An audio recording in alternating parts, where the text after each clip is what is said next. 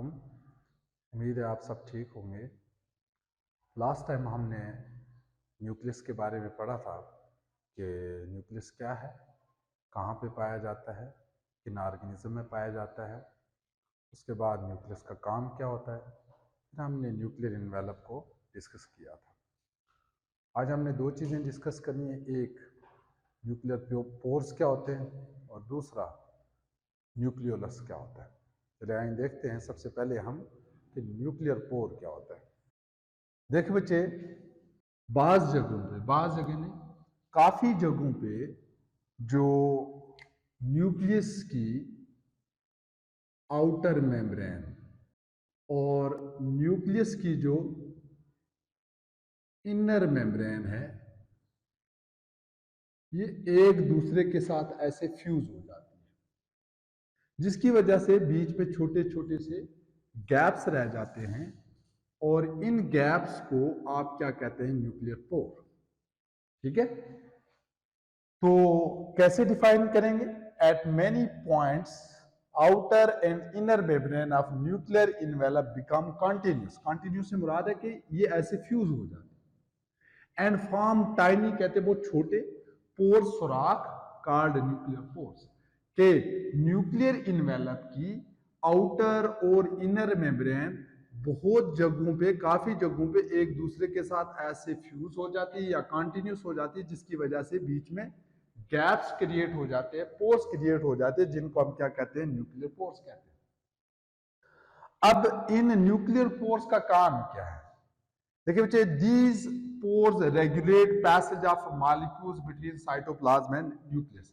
सबसे पहले हम देखेंगे कि रेगुलेट का क्या मतलब है।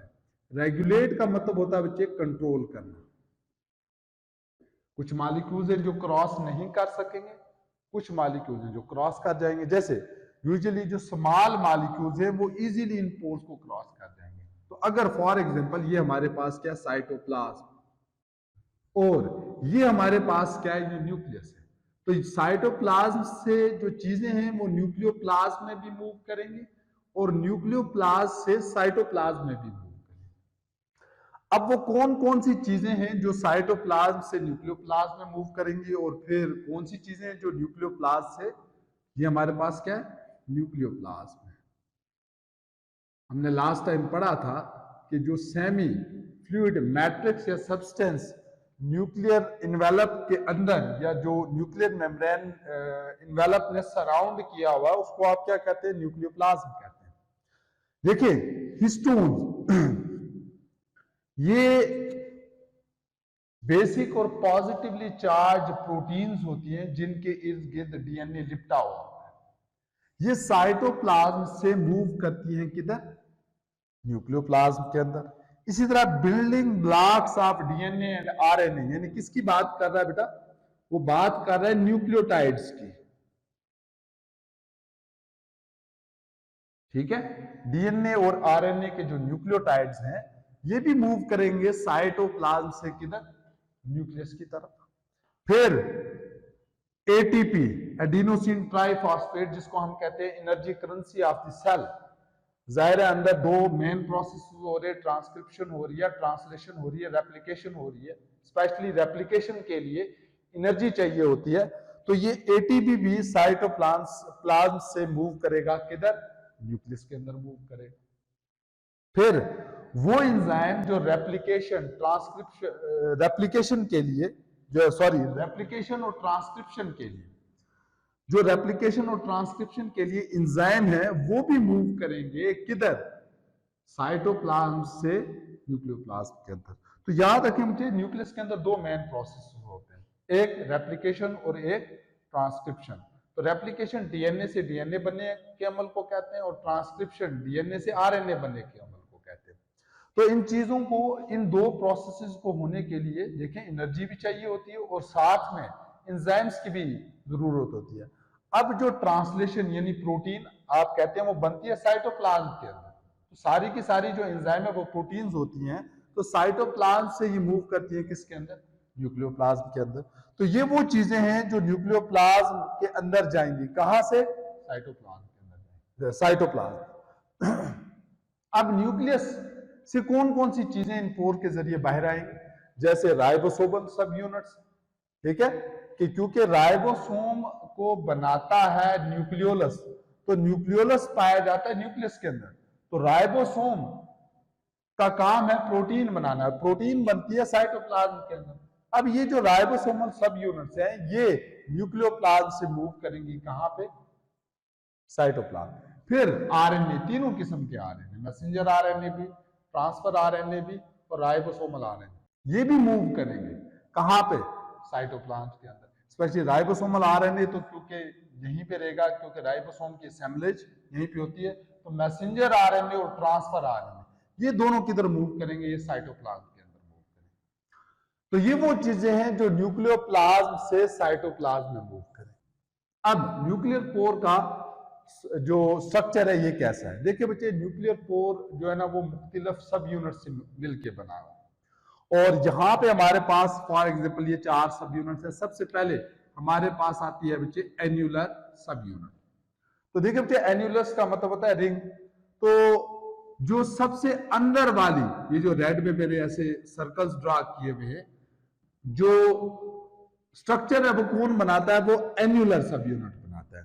तो surrounding the inside of a pore, ये जो मैंने यहाँ पे गोल गोल से ड्रा किए हैं, तो ये हमारे पास एन्युलर सब यूनिट है, यानी सबसे अंदर जो चीज मौजूद है। उसके बाद कॉलम सब यूनिट, ये इस न्यूक्लियर पोर की दीवार बनाती है, ये जो मैंने ऐसे ड्रा किए हुए हैं ये और यहां तक, तो न्यूक्लियर पोर की जो दीवार है वो कौन बनाता है, वो कॉलम सब यूनिट बनाता है।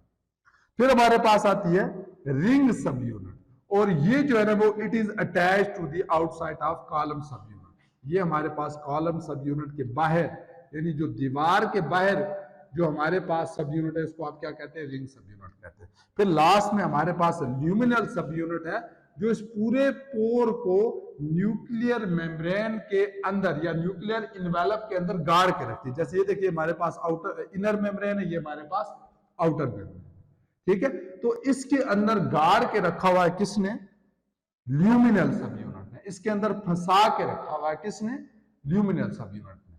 अच्छा, फिर यहां से जो है ना वो छोटे छोटे से ये स्ट्रक्चर्स बाहर निकलते हैं इस तरह फाइबर की तरह के, और यहाँ पे बास्केट की तरह का स्ट्रक्चर बन जाता है, इसको आप क्या कहते हैं, न्यूक्लियर बास्केट। टाइनी का मतलब होता है छोटे, फाइबर धागे की तरह, usually extend from complex and form basket like structure, and this basket like structure is called as nuclear basket.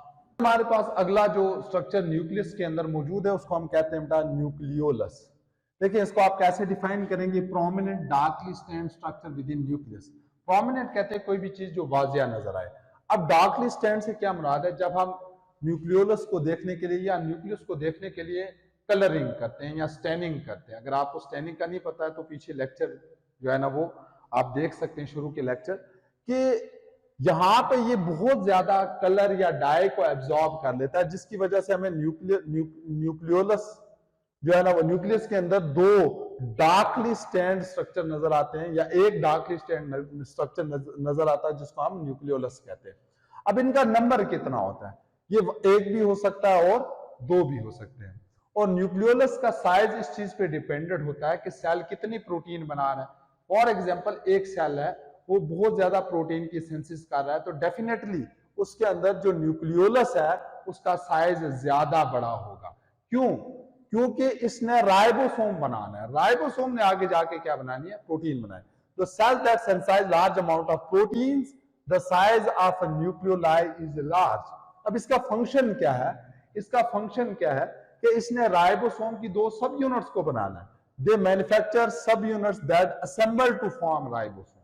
आगे हम देखेंगे राइबोसोम 2 सब यूनिट्स पे मुश्तमिल है, स्मॉल और लार्ज सब यूनिट, तो उन दोनों को बनाना है, फिर वो दोनों जो है ना वो जुड़ती हैं और फिर जाके प्रोटीन की सिंथेसिस होती है।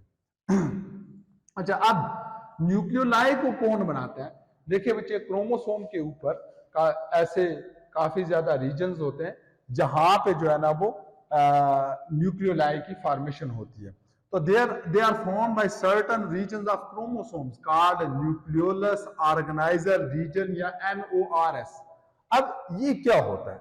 देखिए बच्चे, आप कहते हैं जब सेल डिवाइड करता है वो क्रोमेटिन को पैक करके किधर भेज देता है, क्रोमोसोम की शक्ल में पैक करके दूसरे सेल में भेजता है। तो देखिए बच्चे, बाज जगहों पे क्रोमोसोम के ऊपर ये पैकिंग या ये जो फोल्डिंग है, ये जो फोल्डिंग है ज्यादा टाइट हो जाती है, तो इसीलिए हम यहाँ पे वर्ड इस्तेमाल करेंगे कंस्ट्रिक्शन। अब देखिए, एक हमारे पास होती है प्राइमरी कंस्ट्रिक्शन। प्राइमरी कंस्ट्रिक्शन वो होती है जिस जगह पे सेंट्रोमियर मौजूद हो। अब सेंट्रोमियर क्या है? सेंट्रोमियर वो जगह है जहां पे किसी भी क्रोमोसोम के क्रोमैटिड अटैच होते हैं। इसको इंशाल्लाह हम नेक्स्ट लेक्चर में डिटेल से भी देखेंगे। और इस प्राइमरी कंस्ट्रिक्शन के अलावा भी बाज जगह जो फोल्डिंग है ये ज्यादा टाइट हो जाती है। तो प्राइमरी कंस्ट्रिक्शन के अलावा जहां पे भी फोल्डिंग होगी उसको आप क्या कहते हैं? सेकेंडरी कंस्ट्रिक्शन कहते हैं। और ये सेकेंडरी कंस्ट्रिक्शन क्या है? It marks the site of nucleolus organiser region. ये बेसिकली न्यूक्लियोलस ऑर्गेनाइजर रीजन है। अभी हमने पढ़ा है कि न्यूक्लियोलस ऑर्गेनाइजर रीजन का काम क्या है? इसका काम है न्यूक्लियोलस की सिंथेसिस करवाना, कि ये वो रीजन है जिसने न्यूक्लियोलस को बनाना है। अब न्यूक्लियोलस में आपको दो कंपोनेंट्स नजर आएंगे। एक को हम कहते हैं सेंट्रल फिब्रल एरिया। अब इस सेंट्रल फिब्रल एरिया में आपको दो चीजें नजर आएगी, एक राइबोसोमल आरएनए नजर आएगा और साथ में प्रोटीन्स नजर आएंगे। और peripheral granular area, peripheral granules कहते हैं बच्चे जरों को, और फाइबर आप कहते हैं धागे की तरह। तो नाम से जाहिर है सेंटर में आरएनए मौजूद है, राइबोसोमल आरएनए मौजूद है, और साइड पे इसकी पेरिफेरी पे यानी एजिस पे वो सब यूनिट्स मौजूद हैं जिन्होंने आगे जाके क्या बनाना है? राइबोसोम। तो consist of ribosomal subunits that have been already manufactured. तो ये राइबोसोमल सब यूनिट्स है, और सेंट्रल में क्या है? यहाँ पे आरएनए और साथ में प्रोटीन्स मौजूद है।